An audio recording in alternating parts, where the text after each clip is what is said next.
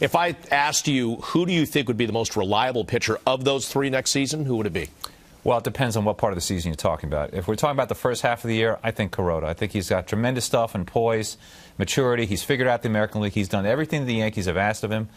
But he's going to be 39 years old. He's pitching in his age 39 season, and he throws that splitter that I was talking about. So he's conked out in September 2 years in a row. I could see it happening again in 2014. That's why I think if you're asking me about a bigger picture, or perhaps including the second half of the season, or especially the second half of the season, I got to give it to Nova. I love his stuff. I still believe in him. And I still believe in Sabathia. I'm not going to get off of him, and forget how good a pitcher he's been. I mean, last year, we all understand what happened. We all saw worst year of his career, diminishing the stuff, all that. But I do think a year off of the elbow surgery, he'll be a little bit better, a little more comfortable, and the arm will just respond a little bit better. He had, another surgery after the season here. I just think he's smart enough to, after a year with diminished stuff, he'll be smart enough to figure out how to get by with that. And the arm will be a little bit healthier. He's not that old. He takes on that responsibility of being the ace of the staff. He takes that very seriously. And for me, he's still the most reliable. Tyler, the Yankees would say from your mouth to the baseball god's ears because they need him to be that ace. And I was talking to David Cohn about Sabathia not too long ago, and we talked about all those adjustments that Sabathia had to make. And Cohn said something that I think Girardi hinted at multiple times last year, that at a certain point, you just have to work with what you have. If it's an arm angle issue or if it's a lack of velocity, if you're CC Sabathia, it's incumbent upon you to figure it out. And I thought CC was as frustrated as we ever seen him last year as a Yankee because he never could figure it out.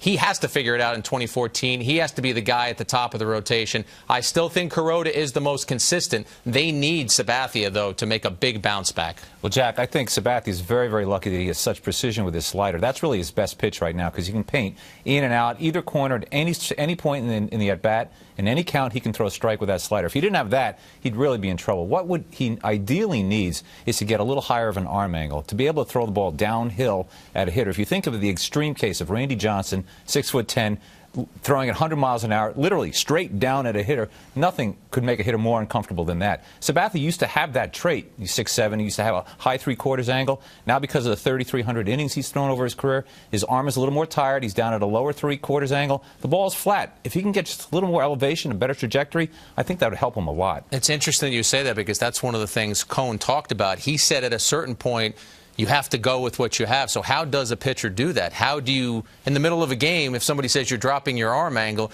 you're worried about the next, you got Markakis, Wieters, and Davis the next inning, and can you really worry about your arm angle and getting it another 2 inches up, or do you have to deal with what you have at that moment? Well, I think you can make a conscious effort. I don't know if you can do it 100 times a game, but I think once in a while you have to say to yourself, arm up, make that perfect L with the arm, and think about throwing downhill. It's not impossible. Probably not as easy to do with guys on base, thinking about game situations as well, right? Right, and there's another factor here, too. We don't know how it's going to play out. He's going to have a new catcher with him, too. Brian McCann has specialized with a lot of younger pitchers in Atlanta.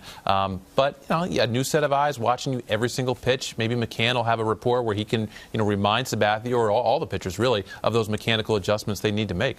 I asked Bob to play pitching coach, so I'm going to play manager because I've said this a couple of times. I also think Joe Girardi has to be careful about the way he uses Kuroda. And at one of the press conferences at Yankee Stadium, I think it might have been the one for McCann, he talked about how going into 2014, based on the evidence of 12 and 13, you have to figure out a way to give Kuroda a little more rest. Maybe you skip him a start. Maybe you give him an extra day here or there.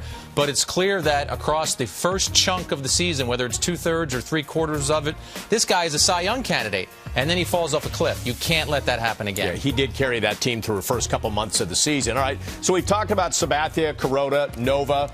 They're in there, but what about some of the other guys, the 4 and 5? And let's leave Tanaka out of the equation for now and maybe them signing another free agent. Phelps, Nuno, Warren, Pineda, Jack, of those guys, I think, not speaking out of turn here, you've said Pineda is a huge wild card, but could be a huge factor. Great wild card. You go into spring training if you're the Yankees, and you hope for the best. You hope that this guy is healed.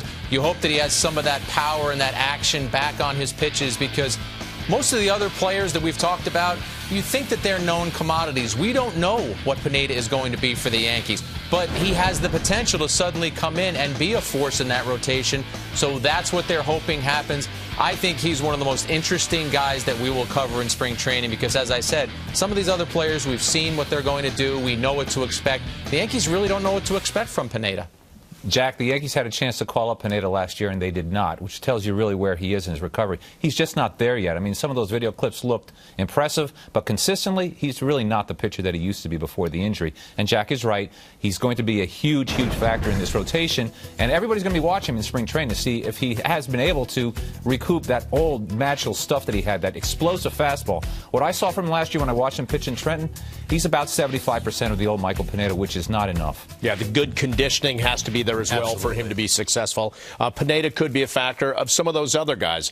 Phelps, he has shown enough, but he's also shown value out of the bullpen as kind of being a swing guy. Maybe that takes him out of the equation. Maybe, but I still think, you have much more value if you're starting every 5 days and getting those consistent innings than those swing guys do. I know in St. Louis last year they had that problem with Joe Kelly. Like, they kept him in the bullpen thinking that, being that swing guy and that long man would be more valuable. And finally, they just said, this guy's pretty good. Let's put him in the rotation. And he, went really well through the rest of the year and ended up starting in the World Series. So if I got a good pitcher, I'm putting him in the rotation, and the long guy will sort itself out. I think Ramiro Mendoza, though, is a good example or a good piece of evidence that that swing guy can have some value. So I'm going to disagree with Tyler on this one. I think Joe Girardi might go into the year thinking, you know what? I'm going to make Phelps that guy who can be a lifesaver. He can start every once in a while. He can come in the middle of games. Because I actually think Warren showed a lot last year. And for me, on the rotation depth chart, Warren jumped ahead of Phelps a little bit. Phelps is a guy who can come in, he can get a strikeout, he can get a ground ball, his ball moves. I like Phelps' toughness, and I like his ability to be the swing guy more than a Warren. I don't want to penalize the guy. If he's the best possible starter, you pitch him. But I think Warren might be the guy who is in position to get that fifth spot. I think Warren has a better chance to get through an opposing lineup a second and third time than Phelps. Phelps' ball moves a lot. He creates a lot of problems for hitters, but one time through the order only. I think hitters are more likely to figure him out than Warren. Could Phelps develop into a late-inning guy? I don't know if he gets enough swings and misses. I don't think he throws quite hard enough. I mean, the ideal was Robertson to Rivera. That's the template.